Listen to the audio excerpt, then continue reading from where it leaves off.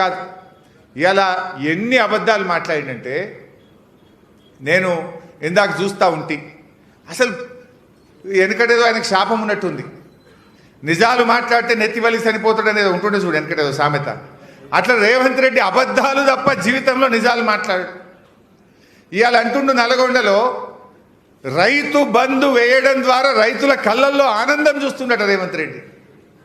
సిగ్గుండాలే మాట్లాడేందుకు. నువ్వు రైతు బంధు వేసినావు అసలు? ఈ యాసంగిలో రైతు బంధు పడ్డదా అసలు? మొన్న మా నంగునూరుకు, మా నర్మెటకు, మన సిద్దిపేటకు వచ్చి నువ్వు 45 రోజుల్లో రైతు బంధు వేస్తా అని చెప్పి 90 రోజులైనా రైతు బంధు అయ్యని దద్దమ్మ ముఖ్యమంత్రివి, ఫెయిల్యూర్ సీఎం నువ్వు. ఈ రైతు బంధు ఎగబెట్టి ఇంకా సిగ్గు లేకుండా నేనేసిన రైతు భరోసా రైతుల కళ్ళల్లో ఆనందం వెలుతురు చూస్తున్నట్టయిన రాయన ఊర్లకు రా, గన్మెన్లు లేకుండా, పోలీసు వాళ్ళు లేకుండా. పోదాందా నువ్వు వచ్చిన నర్మెట్టకే రా. ఆ ఊళ్ళో రుణమాఫీ ఎంతమందికి అయిందో, రైతు బంధుకి ఎంతమందికి కాలేదో, రైతుల కళ్ళల్లో ఆనందం ఉన్నదో దుఃఖం ఉన్నదో ఆ రైతుల మధ్యనే రచ్చబండ కాడ కూర్చొని మాట్లాడదాం రా రేవంత్ రెడ్డి. అరే నువ్వు 3 సార్లు రైతు బంధు ఎగ్గొట్టినావు నువ్వు. ఆనాడేమో ఈ సిపాయి ఏమంటుండే కేసీఆర్ నువ్వు 2 సార్లే రైతు బంధు ఇస్తున్నావు.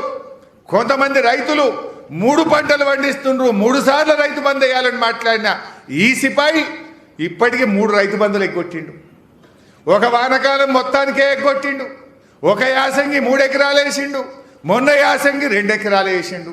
మొత్తం లెక్క తీస్తే ఈ రేవంత్ రెడ్డి రైతు బంధు మీద పడ్డ బాకీ 29,000 కోట్ల రూపాయలు ఇలా రాష్ట్ర రైతులకు బాకీ పడ్డావు నువ్వు.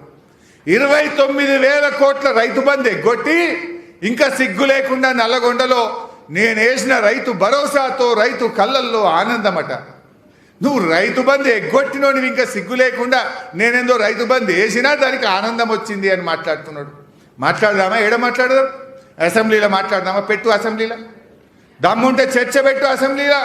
రైతు బంధు వేసినవా, ఎగ్గొట్టినవా, ఏ పంటకి ఎంత ఎగ్గొట్టినవో నేను చెప్పనీకి సిద్ధమున్నా. రైతు బీమా ఎగ్గొట్టినవు, రైతు బంధు ఎగ్గొట్టినవు, రైతులకు ఎరువులు ఇచ్చే తెలివి లేదు, పంట కొనే చేతగాని దద్దమ్మవు. నువ్వు రైతుల కళ్ళల్లో ఆనందం చూసినా అని మాట్లాడతావు.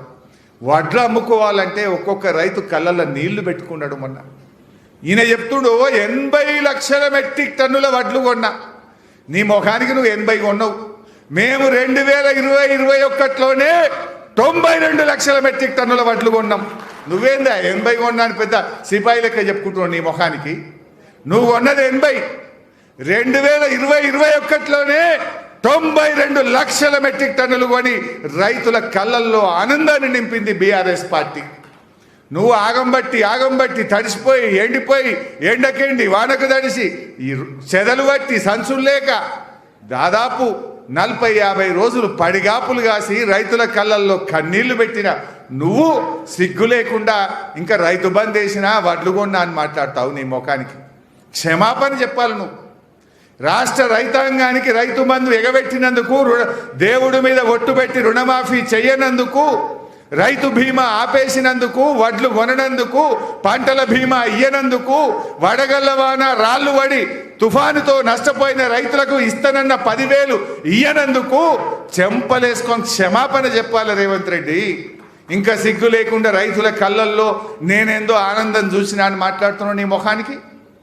ఏ రైతన్న నిన్ను అంటడా? ఇలా ప్రతి రైతు కేసీఆర్ను తలుచుకుంటున్నాడు. అరే కేసీఆర్ ఉండగా యూరియాకు తిప్పలేదు, రైతు బంధుకు తిప్పలేదు, రైతు బీమాకు తిప్పలేదు, పంట అమ్ముకోవడానికి తిప్పలేదని ఇలా ప్రతి రైతు కూడా బీఆర్ఎస్ ప్రభుత్వాన్ని తలుస్తూ ఉన్నాడు. ఇంకా నువ్వు మాట్లాడతావు సిగ్గు లేకుండా. ఎస్ఎల్బీసీ ప్రాజెక్ట్ గురించి మాట్లాడండి. ఎస్ఎల్బీసీ ప్రాజెక్టు ఆనాడు బీఆర్ఎస్ ప్రభుత్వం 12 కిలోమీటర్లు మేము ఆ టన్నెలు దవ్వినాం. మీరు మూలకు పడేసిపోతే, గబ్బిలాలకు నిలయంగా మీరు మారిస్తే ఆ రోజు అడ్వాన్స్ ఇచ్చి పిలిచి 12 కిలోమీటర్లు ఎస్ఎల్బీసీ టన్నెల్లు దవ్వింది బీఆర్ఎస్. నువ్వు ఇప్పుడు 2 సంవత్సరాలు 7 నెలలు అయింది, 12 మీటర్లు దవ్వినావా? నువ్వు 8 మందిని పాపం అమాయక కార్మికుల్ని బలి చేసినావు. ఎస్ఎల్బీసీ టనల్ కుప్పగూలిపోతే శవాలు కూడా బయటకు తీయని దద్దమ్మవు నువ్వా మా గురించి ఎస్ఎల్బీసీ గురించి మాట్లాడేది? ఎస్ఎల్బీసీ మేము 12 కిలోమీటర్లు తవ్వినాం. ఎస్ఎల్బీసీని ఇరకబెట్టింది మీరు, తప్పుడు విధానంలో ప్రారంభించింది మీరు,